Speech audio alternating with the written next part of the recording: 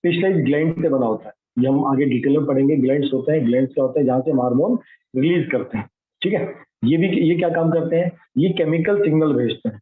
Hormones क्या होते हैं, these are the chemical substances. Nerve cell क्या कैरी करती हैं, इलेक्ट्रिकल सिग्नल्स। हार्मोन्स क्या कैरी करते हैं, केमिकल मैसेजेस, ठीक है, जिसको हम क्या कहते हैं, हार्मोन्स कहते हैं, ठीक है। हार्मोन्स का जो इफेक्ट होता है वो स्लो होता है। जैसे आपकी जो हाइट होती है वो धीरे धीरे बढ़ती है, हमारी हाइट बड़ी होना, बहुत बड़ी होना या बहुत छोटे रह जाना, ये हार्मोन्स इफेक्ट की वजह से होता है। हमारी समय आने पर देखो आवाज चेंज हो जाती है। जब तक हम छोटे बच्चे होते हैं, 8 साल के, 10 साल तक के, तो देखो बॉयज और गर्ल्स की आवाज एक जैसी होती है, उनको डिफ्रेंशिएट करना मुश्किल होता है।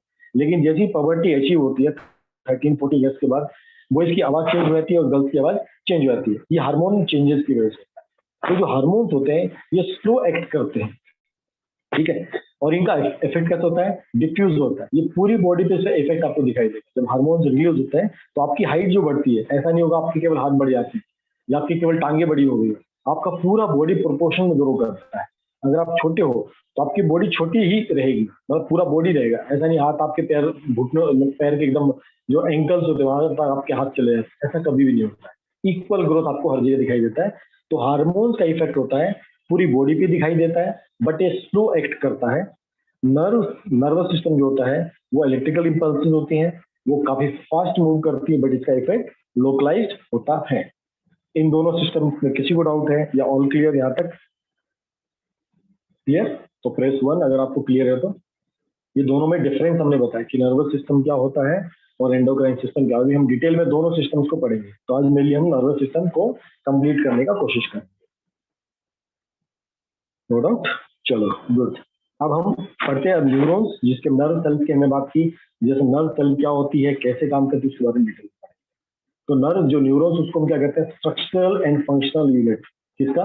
नर्वस सिस्टम का। ये स्ट्रक्चर भी आप पढ़ेंगे, इसके क्या फंक्शंस होते हैं ये भी हम पढ़ेंगे, ठीक है। इनका काम क्या है, they receive the signal, they transfer the signal, conduct the signal and they transmit the signal. ये सिग्नल लेते भी हैं, सिग्नल देते भी है, पास ऑन भी करते हैं, ठीक है। इनका साइज वेरी करता है हमारी बॉडी में, और जो मैक्सिमम साइज होता है ये 1 मीटर तक लंबा हो सकता है। ये जरूरी नहीं समय 1 मीटर का हो, इसका साइज वेरी कर सकता है। ये 3 तरह की नर्व्स भी 3 टाइप की होती है, इसको आगे धीरे धीरे पढ़ेंगे, ठीक है। एक सिग्नल लेने वाली नर्व्स होती है, एक रिटर्न वाली नर्व्स होती है, एक उसको बीच में कनेक्ट करने वाली नर्व्स।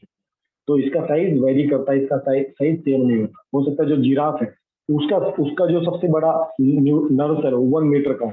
अगर हमारी बॉडी हम देखते हैं, हमारी बॉडी लगभग कितनी होती है, जैसे मेरी हाइट 170 के आसपास है, मतलब मेरी पूरी बॉडी का ही लेंथ कितना है, 1.7 मीटर के आसपास।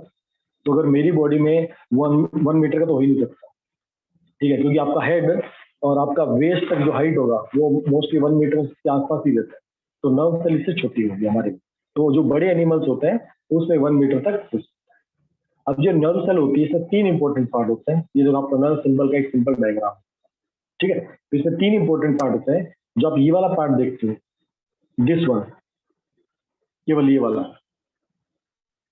इसको हम कहते हैं सेल बॉडी। इसको क्या कहते हैं, सेल बॉडी कहते हैं, ठीक है। The cell body of a neuron is also known as cyton. दूसरा इसका नाम क्या है, तो इसको साइटोन भी कहा जाता है।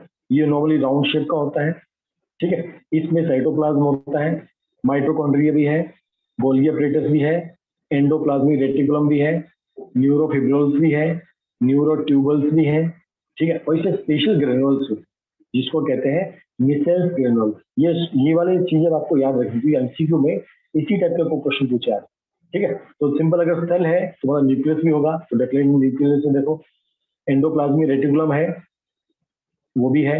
ये आपका एंडोप्लाज्मिक रेटिकुलम वाला पार्ट हो गया, ये आपका गोल्गी अपरेटस भी आ गया, ठीक है, माइटोकॉन्ड्रिया भी आ गया। अब ये जो पार्ट आपका, इसको बोलते हैं निकल बॉडी। ये बड़ा इंपॉर्टेंट रोल प्ले करता है। It receives nerve impulses from dendrites. Dendrites कौन से, ये वाले पार्ट, इसको हम कहते हैं डेंड्राइट।